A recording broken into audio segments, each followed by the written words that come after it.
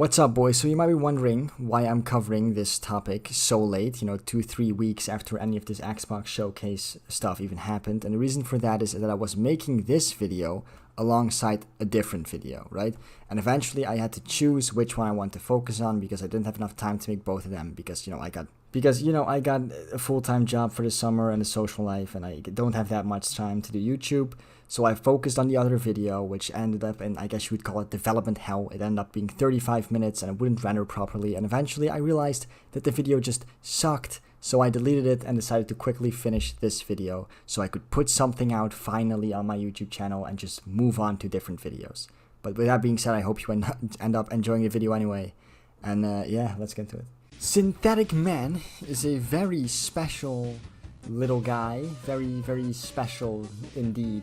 I've made a couple of videos about him in the past because he holds some very interesting opinions, which I definitely do not share. Everything is woke. Why are there brown people in my Zelda game? Things like that, So obviously, he didn't like the new Xbox Direct or Xbox Showcase because, every modern game is woke and trash. So, with that being said, let's just get right into his video. No, it wasn't the first. It was clearly the one that the most people were excited to see, given that Microsoft hasn't released any good exclusive games in years at this point and bought up so many studios, they would have to have something to show by now. Yeah, because Hi-Fi Rush doesn't count, guys. Okay, Forza Horizon 5 doesn't count, obviously. These aren't good games. These games suck. We already knew there would be a Starfield-specific showcase, so the normie Zoomer Bethesda fans, I'm sure, got super excited over that Starfield footage.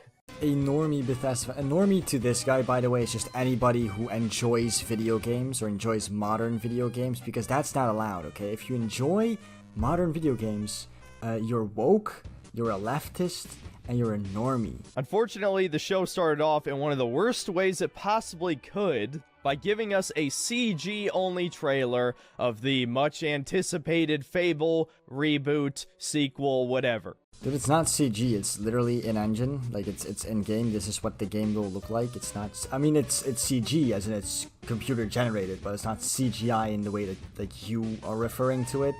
It's still cinematic. I'm guessing that's your problem. It's just that I would expect someone like you, who is, obviously very intelligent and definitely not a normie, to, get the fucking terms right. Point. It clearly was in some kind of development hell, as they still have no gameplay to show us, and this trailer looked fucking horrible. I mean, yeah, they didn't show any gameplay, and that's obviously not good, but they did show what the game will look like, and kind of show off what the gameplay will look like as well.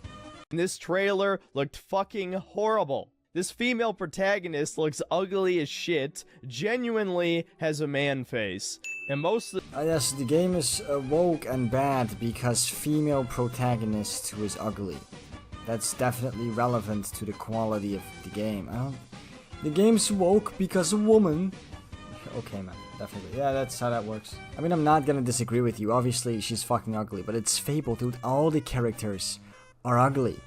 And also, you're probably gonna be able to pick between a male or female protagonist when playing this game because it's an RPG, and if you can't, that would be really fucking weird. I don't care. He plays the giant from Jack and the Beanstalk. Yes, they took the Fable title literally. It is now actually about fables. And now I'm actually glad I took the time to play Fable Anniversary a few months ago, so I now know this is not anything like Fable. Okay, first of all, Jack and the Beanstalk is a fairy tale, not a fable. I'm sorry, I'm a literature nerd. I care about these things. Second of all, who says it's about fairy tales or fables? Like, you don't know that just because there's a giant who lives, like, in the clouds, like in Jack and the Beanstalk. Does that mean that they now specifically made the entire game about, like, fairy tales? No, they could just be introducing giants who live in clouds. Okay, because first of all, Jack and the Beanstalk isn't the only fairy tale that has giants living, like, high up on mountains or in the clouds. Many fairy tales have that. It's just a common trope. And if you're against fairy tale tropes in Fable, then, like, there are, like, since the beginning there have been fairy tale tropes in Fable. Like, for example, werewolves that can bite people who then will also turn into werewolves. This isn't anything new for the franchise. Fable anniversary a few months ago, so I now know this is not anything like Fable. This is clearly a complete reboot, Saints Row style, that doesn't appeal to fans of the original in any way. And how would we even know if it's a good game if we see no gameplay? So, truly a horrific trailer on multiple levels. Fable is dead again.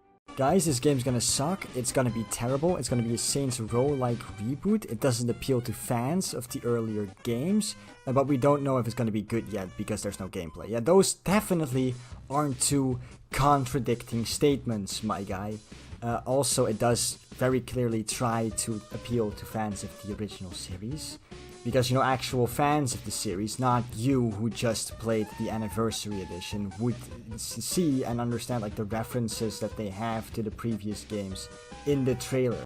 The second game trailer was another CG one for South of Midnight, featuring a black female protagonist. At the very least, I can say the setting is appropriate. It seems to take place in a bayou, but I can't help but notice a pattern across. Okay, yeah, it's only okay for there to be black people in a video game when it's a place where black people come from. You know, then it's okay. That's not a slightly racist statement at all. Also, I like how he still counts the game as being woke, even though it's in a setting where it's appropriate, I guess, for there to be black women. It's still woke because there be black women. Makes like it's definitely he's definitely not racist. Okay, Synthetic Man is not racist, you guys. He promises. The next trailer was a new Star Wars game, Star Wars Outlaws, featuring a female protagonist. Basically a Rule 63 version of Han Solo. And it's yet another CG trailer. Now, we do get to see gameplay for this during the Ubisoft Forward conference. Guys, this new Star Wars game is woke because it has a female protagonist, even though almost every other older Star Wars game has had a male protagonist, including the one that came out this year. This one has a woman as a protagonist, so it's woke, guys. Don't even think about the fact that almost every single major previous Star Wars game has had a male protagonist. This one has a woman. That is not okay. That is woke trash. Like, these people talk about how there's too much diversity, and don't get me wrong, sometimes they're right? Sometimes there is too much diversity. Sometimes there is woke trash. But when there's a franchise where almost every single lead is a man and now there's a woman and that's suddenly a problem, it's kind of sexist, I'm not gonna lie.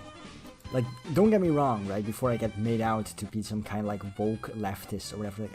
I understand getting upset about things like Black Achilles or Ariel or some dumb shit like that, right? But this is just not anything like that at all. Then the Xbox presenter comes out, who, coincidentally I'm sure, is also a black woman. Guys, the event is woke and bad because there's a black woman, black woman on the stage. Fucking disgusting. Yeah, I don't understand how people actually listen to this guy and take his opinions. Like, seriously, who cares that there's a black woman presenting the event? Why are you pretending like her existence is somehow political? It's not. She's just a black woman and she's presenting the event. And you're like, oh, I'm sure that's a coincidence. They're trying to push a political agenda here. Next up is the Persona 3 remake, and all I'm going to say is Persona 3 didn't need a remake. I played it all the way through and 4 a few years back, and they're great games. I don't care if they're PS2 games and have more chibi-like graphics. It didn't need a fucking remake, Atlas. You're running out of ideas. I actually kind of disagree with him on this. These games did benefit greatly, I think, from a remake, mainly because there's been a lot of new fans from Persona 5 who might not want to play Persona 3 and 4 because they do look quite a lot worse because they were PSP games or PS Vita games. So I don't see the harm in, you know, remaking them, adding some quality of life changes, making the graphics look nicer and making the games more accessible to all the new fans. But I guess in his eyes, you know, all the new fans, they're all normies. They're all normies. Real hardcore gamers only play old games filled with bugs and bad graphics. Now, I'm not, by the way, personally not the type of guy to not play a game because I don't like the graphics. I've played Persona 4 the way it is, and I really like it. But I can understand that newer people, or there are people that do prefer better graphics. Or just, you know, for the game to be accessible on their console. You know, they're not willing to buy a PS Vita or a PC to play Persona 4. Also, he just said Atlas is out of ideas, even though in this very showcase Atlas shows a completely new game they made, but whatever, right? Next game showed was Avowed, which is Obsidian's Skyrim clone. Now, if this was shown a decade ago, I might have actually been pretty excited for it, but Obsidian hasn't made a good game in probably close to 10 years. Okay, I've got a lot of issues with this. First of all, Obsidian has made good games in the last 10 years. Yes, The Outer Worlds sucked. I think it sucked too. Okay, but Pillars of Eternity was a good game. South Park Stick of Truth was a good game. That's not how you pronounce it, but whatever. And Avowed is a game that takes place in the Pillars of Eternity universe, so it's not a Skyrim clone. Also, it sounds retarded to say Skyrim clone instead of Elder Scrolls clone, but whatever. But Synthetic Man does have this theme going on in his videos where every game, like, after 2010 sucks. You know, like, he's saying here as well, like, every game Obsidian made after New Vegas sucked, apparently. Although I doubt he would be able to name any game that wasn't The Outer Worlds. Outer Worlds was fucking horrible. Some of the worst writing I've ever seen in an RPG. Just blatant capitalism bad. And you gotta realize, Obsidian doesn't have almost any of the people working for it that were there when New Vegas was being developed, okay? Yeah, you see, this kind of proves that he's incapable of mentioning any game that isn't New Vegas or The Outer Worlds, because he doesn't know about any other games that Obsidian have made, because he doesn't know what he's talking about. And I'm pretty sure most of the lead writers from New Vegas, or at least the main writer, like Josh Sawyer, is still at Obsidian. The biggest, I guess, problem that Obsidian has is that Chris Avallone, which is probably the best RPG writer maybe ever, left the company. So that's a bit of an issue. But besides that, if you look at the people who work at Obsidian now, their credentials and the games they have made are usually very good. Eventually, we get another kind of interesting game from the creators of Persona, Metaphor Re Fantasio, whatever. What? You say you find this game interesting, but I thought you said that Atlas was out of ideas like 10 seconds ago. You sure are very consistent within this one video.